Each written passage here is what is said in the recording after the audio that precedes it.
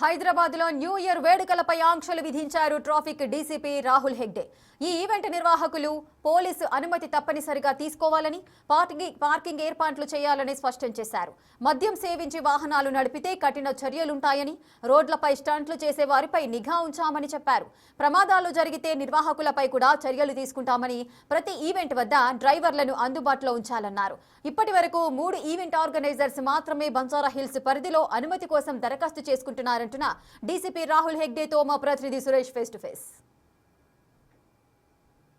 Special ఈవెంట్లు చేసే వారికి ట్రాఫిక్ పోలీసులు కొన్ని సూచనలు చేస్తున్నారు. అంతేకాకుండా స్పెషల్ డ్రంక్ అండ్ డ్రైవ్ తనిఖీలు కూడా చేస్తామని చెప్పేసి ట్రాఫిక్ పోలీసులు ఇప్పటికే ఆ సూచనలు చేయడం జరిగింది. ప్రస్తుతం మనతో పాటు హైదరాబాద్ ట్రాఫిక్ డీసీపీ రాహుల్ హెగ్డే ఉన్నారు. ఒకసారి మాట్లాడదాం.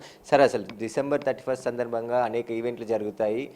మీరు ఈవెంట్ ఆర్గనైజర్కి ఎలాంటి సూచనలు చేస్తున్నారు సార్ ట్రాఫిక్?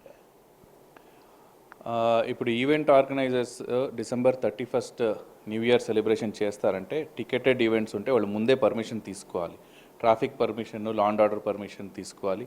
ఎంతమంది వస్తున్నారు, ఎన్ని టికెట్స్ అమ్ముతున్నారు, వాళ్ళకి పార్కింగ్ అరేంజ్మెంట్స్ ఏమున్నాయి, ఇవన్నీ కూడా వాళ్ళు స్పెసిఫై చేసి మనకు అప్లై చేసుకోవాలి. సో వాళ్ళందరూ కూడా ముందే మనకు అప్లై చేసుకోవాలి. 15 days ముందే అప్లై చేసుకోవాలి. ఇప్పుడు మనకు 15 days కూడా లేదు. సో ఎవరెవరు ఈవెంట్ ఆర్గనైజ్ చేసుకోవాలి అని అనుకుంటున్నారో వాళ్ళు ఇమీడియట్గా అప్లై చేసుకోవాలి. అట్లనే వాళ్ళు ఆ రోజు వాళ్ళు కూడా ప్రికాషనరీ మెజర్స్ తీసుకోవాలి. వచ్చిన వెహికల్స్ ఒక ఇష్యూ పార్కింగ్ ఇష్యూస్. పార్కింగ్ లేకుండా చిన్న ఎస్టాబ్లిష్మెంట్స్లో చాలా ఎక్కువ టికెట్స్ సేల్ చేసి చాలామంది వస్తారు, తర్వాత రోడ్డు మీద పార్కింగ్ పెడతారు. మిగతా ప్రజలకి, ఎవరు రోడ్ యూజర్స్ ఉంటారో వాళ్ళకి ఇబ్బంది కలిగించొద్దు, ట్రాఫిక్ జామ్ చేయవద్దు. సో ముందే వాళ్ళు పార్కింగ్ అరేంజ్మెంట్స్, పార్కింగ్ లేదనంటే వేరే దగ్గర పార్కింగ్ తీసుకోండి. సఫిషియెంట్ వ్యాలే డ్రైవర్స్ని పెట్టుకోవాలి. ఇది ఒక ఇష్యూ. అదైన తర్వాత తాగిన తర్వాత మళ్ళీ వెళ్తున్నారు, తాగిన తర్వాత డ్రింక్ చేసి డ్రైవ్ చేయకుండా వాళ్ళు కూడా, ఆర్గనైజర్స్ కూడా మారల్ రెస్పాన్సిబిలిటీ తీసుకోవాలి. వాళ్ళు తీసుకోండి, సఫిషియెంట్ డ్రైవర్స్ అరేంజ్ చేయడం కానీ లేదంటే వేరే ఫెసిలిటీస్ ఏమైనా అరేంజ్ చేయడం కానీ అది చూసుకోవాలి.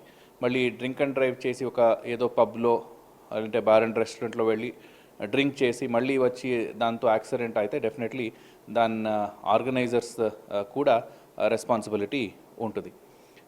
అదే కాకుండా ఆ రోజు మన నార్మల్ డ్రంక్ అండ్ డ్రైవ్ కాకుండా స్పెషల్ డ్రంక్ అండ్ డ్రైవ్ కూడా మొత్తం సిటీ మొత్తము ఏర్పాటు చేయడం జరుగుతుంది. సో అన్ని ప్లేసెస్లో ఈ డ్రింకింగ్ మీద చాలా కఠినంగా వెళ్తాము. అదే కాకుండా ఈ వెహికల్స్ 2 వీలర్స్లో స్టంట్ చేయడం కానీ లేదంటే న్యూ ఇయర్ సెలబ్రేషన్ను రోడ్డు పైన చేసుకోండి ర్యాష్ డ్రైవింగ్ చేయడము, ఇవన్నీ చేయడం కానీ దానిపైన కూడా నిఘా పెట్టి స్పెషల్ టీమ్స్ పెడుతున్నాము.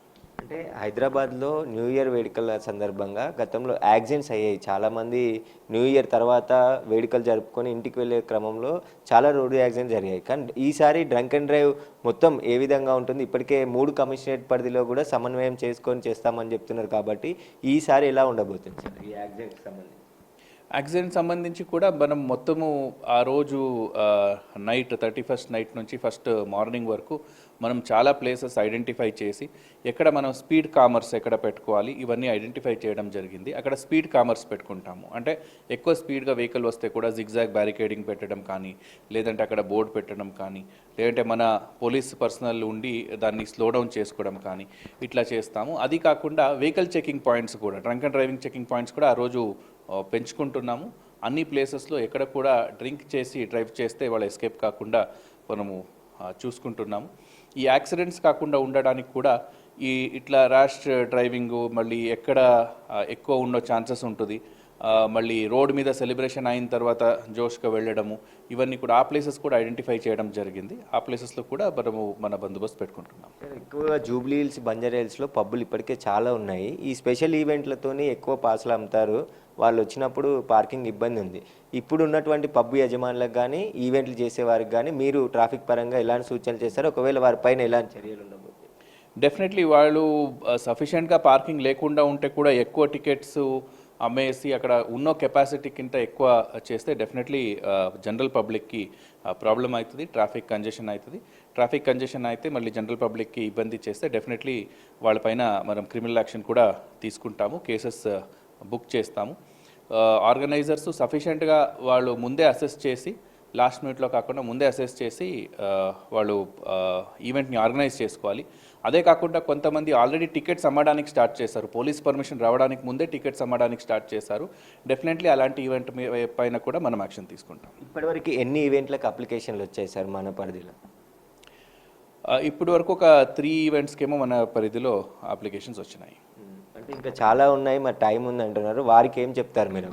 వాళ్ళు ఇమీడియట్గా అప్లై చేసుకోవాలి. ఈవెంట్ ఎవరు ఆర్గనైజ్ చేసుకోవాలి అని అంటున్నారు, మీరు ఇమీడియట్గా అప్లై చేసుకోవాలి. దేనికంటే మనకు కూడా అది ప్రాసెస్ చేయడానికి టైం పడుతుంది. మరి మీకు కూడా ఫెసిలిటీస్ ఆ రోజు మీకు వచ్చే కస్టమర్స్కి ఏం ఫెసిలిటీస్ ఇస్తారు దానికి కూడా టైం పడుతుంది, కాబట్టి మీరు ముందే అప్లై చేసుకోవాలి.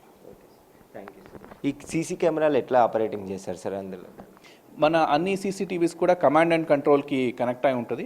కమాండ్ అండ్ కంట్రోల్ నుంచే ఏ ప్లేసెస్లో ఏమవుతుంది అని మన సీనియర్ ఆఫీసర్స్ చూసుకోవచ్చు. అట్లనే వాళ్ళ గైడెన్స్ అండ్ ఇన్స్ట్రక్షన్స్ కూడా అక్కడ నుంచి కమాండ్ అండ్ కంట్రోల్ నుంచే ఇస్తారు.